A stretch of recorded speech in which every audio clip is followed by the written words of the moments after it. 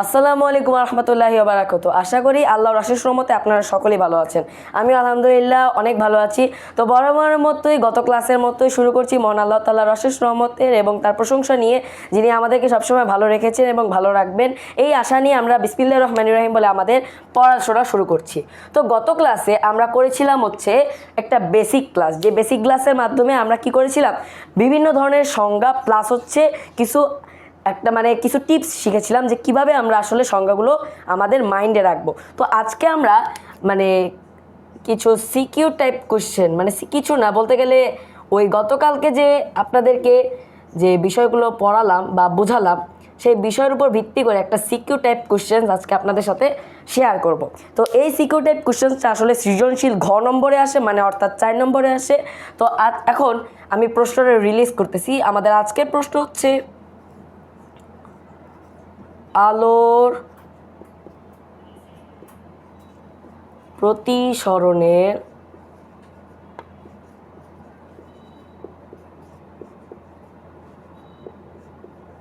নিয়মগুলি লিখো। পূর্ণমান হচ্ছে 4। দেখেন, এটা সৃজনশীল ঘতে আসবে এবং আমি এটা সিউরিটি দিতে পারি যে যদি আপনাদের কোনো পরীক্ষায় বা এমটি হোক বা অ্যানুয়াল হোক, হাফ ইয়ারলি হোক, যেটাই হোক, হাফ ইয়ারলি তো শেষ, হয়তো অনেক স্কুলেরই হয়তো শেষ বা অনেকেরই হয়তো বাকি আছে, তো যে পরীক্ষা হোক না কেন যদি এই চ্যাপ্টারটা থাকে, তাহলে আমি এটা সিউরিটি দিতে পারি যে এই ক্রিয়েটিভ কোশ্চেনটা 4 মার্কের যেটা, এটা আসার সম্ভাবনা পসিবিলিটি আছে। তো বেশি কথা না বলে এখন আমরা কি করব, এটার সমাধান করব। প্রথমে এখানে আপনারা লিখে দেবেন যে আলোর প্রতিসরণের নিয়মগুলি ব্যাখ্যা করা হলো। প্রথম পয়েন্ট,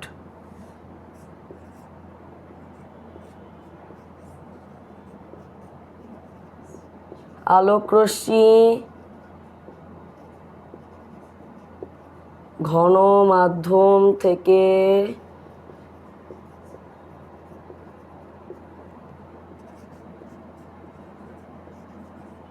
হালকা মাধ্যমে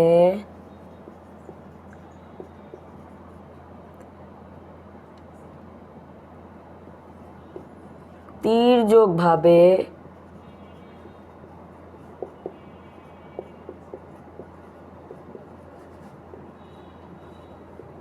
যাওয়ার সময়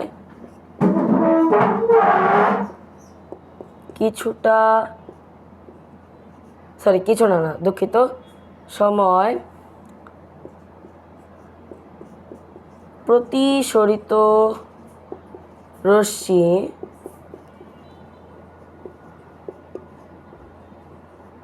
অভিলম্ব থেকে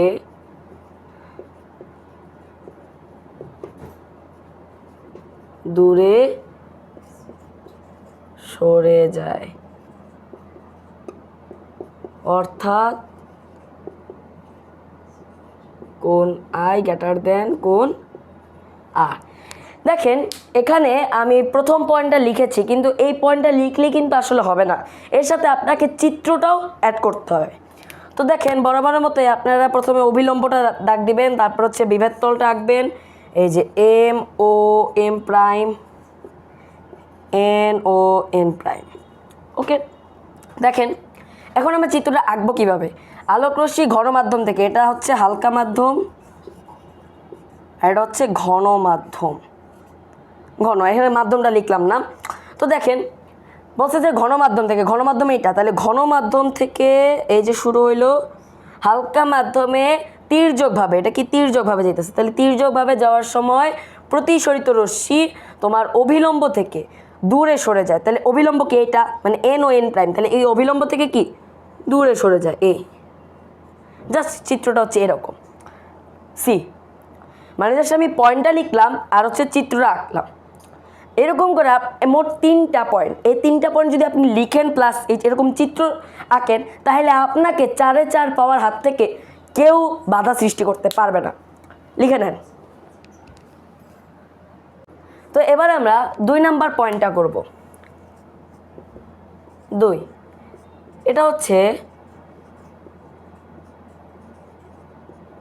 আলোকরশ্মি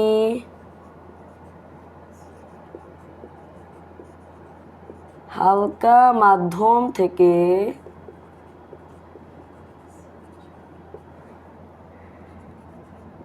ঘন মাধ্যমে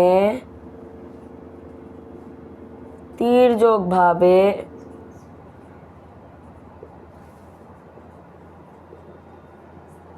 যাওয়ার সময় প্রতিসরিত রশ্মি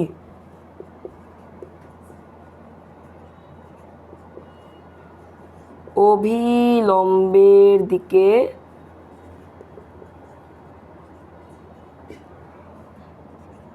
বেঁকে আসে, অর্থাৎ কোণ আই লেস দেন কোণ আর। ওকে, এটা হচ্ছে যাওয়ার না, এটা হচ্ছে প্রবেশ করলে, তির্যকভাবে প্রবেশ করলে, এটা ভুলে লিখছি, এটা হচ্ছে প্রবেশ করলে। কারণ কি দেখেন, এই যে চিত্রটা আঁকলাম এম ও এম প্রাইম আর এটা হচ্ছে এন ও এন প্রাইম। দেখেন আগেরবার করছিলাম আমরা হচ্ছে হালকা থেকে ঘন, এবার হচ্ছে ঘন থেকে হালকা, এখন করতেছি আমরা হালকা থেকে ঘন। তাহলে সেক্ষেত্রে কী করতে হবে, সেক্ষেত্রে আপনার কোণটা এইখান থেকে শুরু হয়ে তারপরে এই যে এই দিকে চলে আসবে তির্যকভাবে।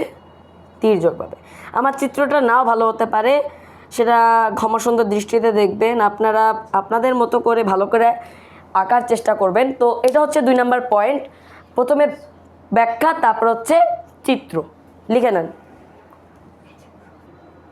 এবার হচ্ছে আমরা 3 নম্বর পয়েন্টটা করব। দেখেন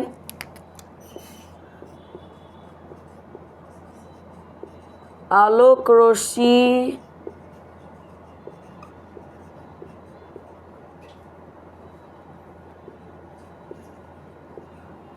হালকা মাধ্যম থেকে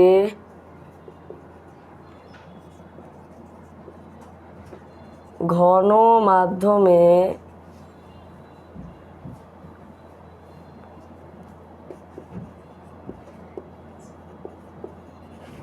যাওয়ার সময়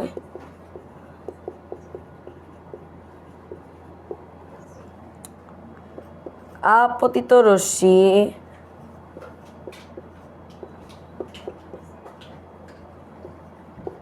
অভিলম্বের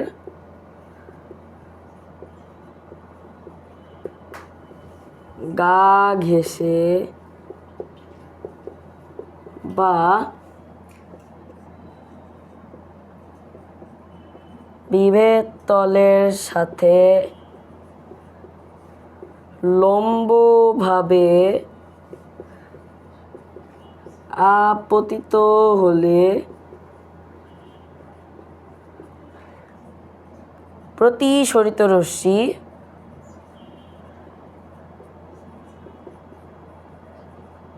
রশ্মি কোনো দিক পরিবর্তন করে না, অর্থাৎ কোণ আই সমান সমান কোণ আর ইজিক্যাল টু 0 ডিগ্রি। যেহেতু কোনো দিক পরিবর্তন করে না, তাই সেই ক্ষেত্রে মানে এটার কোনো মানও নাই, মানে ভ্যালু 0। এবার আমরা চিত্রটা এঁকে ফেলি। এই তির্যকভাবে এম ও এম প্রাইম এন ও এন প্রাইম। ওকে, দেখে নেন।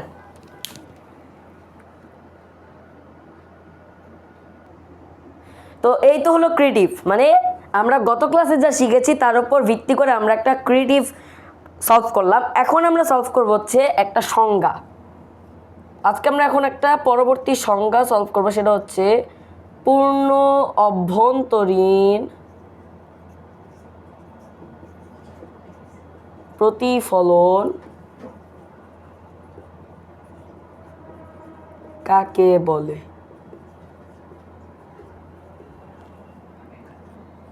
ওকে, আলোক রশ্মি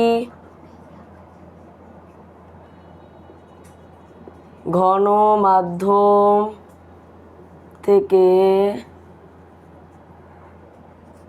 হালকা মাধ্যমে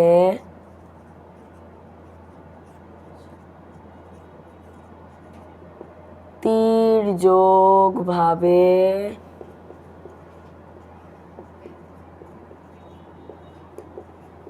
যাওয়ার সময় আপতন কোণের মান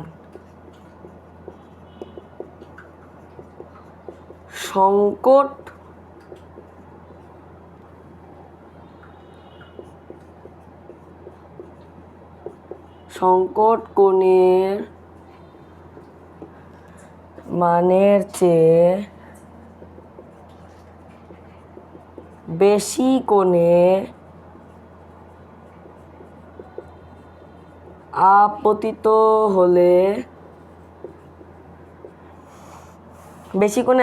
হলে আলোর প্রতিসরণ না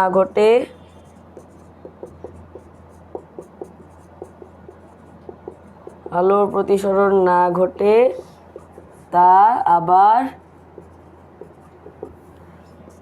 আগের মাধ্যমে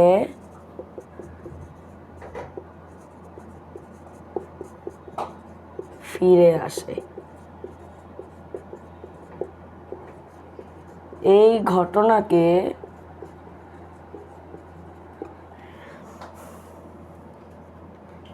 পূর্ণ অভ্যন্তরীণ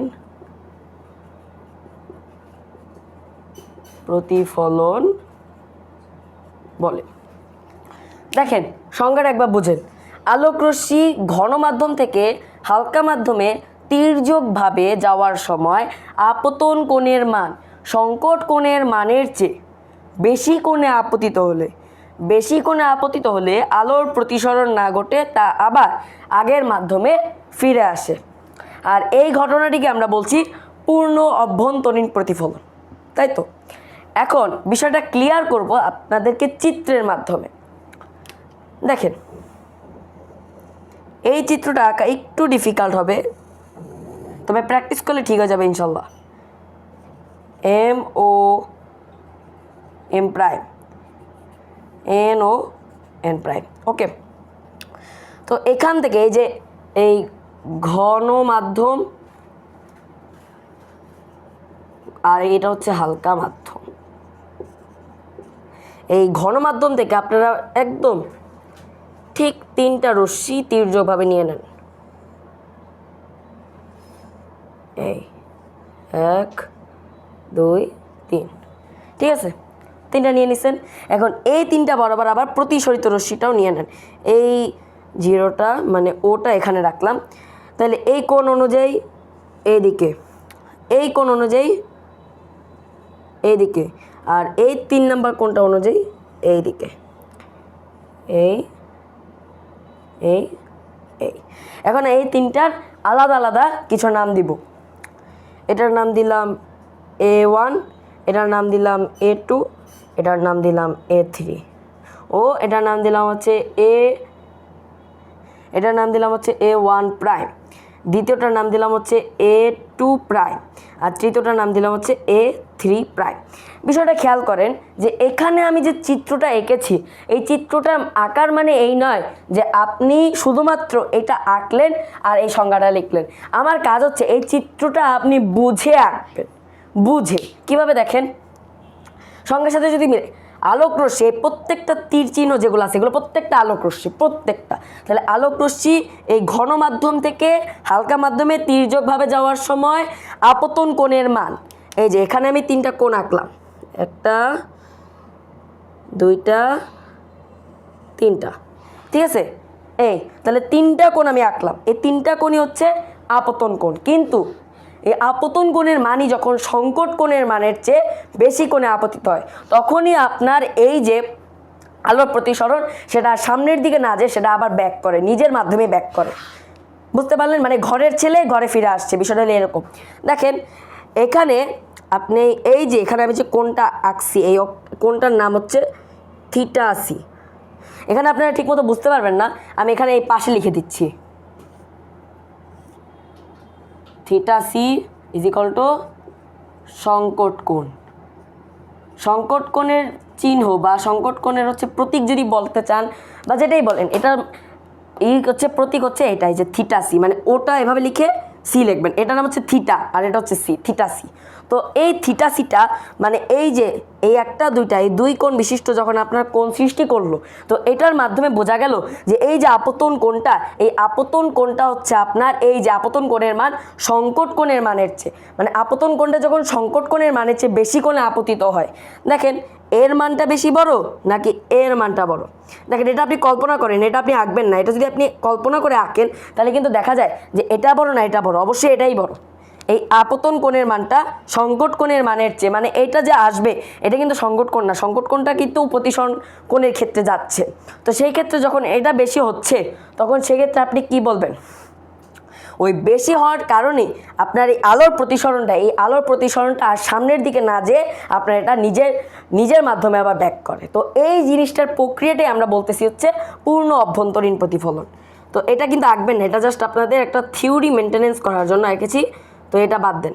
এই তাহলে এই হচ্ছে পুরো চিত্রটা আর এই হচ্ছে পুরো সংজ্ঞা, ঠিক আছে, লিখে নেন। তো এরই মাধ্যমে আমাদের আজকের ক্লাসটা এখানেই সমাপ্তি করছি। এটা ছিল আজকের ক্লাস 8-এর সায়েন্সের চ্যাপ্টার 11-এর হচ্ছে আপনার দ্বিতীয় পার্ট।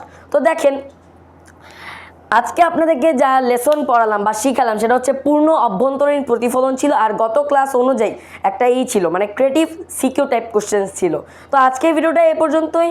যদি আপনাদের কোনো প্রশ্ন থাকে এই অধ্যায়টা নিয়ে, গত ক্লাস প্লাস এই ক্লাস, যদি কোনো প্রশ্ন থাকে এই ভিডিওর স্ক্রিনে আমার হোয়াটসঅ্যাপ নাম্বারটা দেওয়া থাকবে, এই হোয়াটসঅ্যাপ নাম্বার অনুযায়ী আপনারা আমার সাথে যোগাযোগ করতে পারবেন যে কোনো সমস্যা নেই।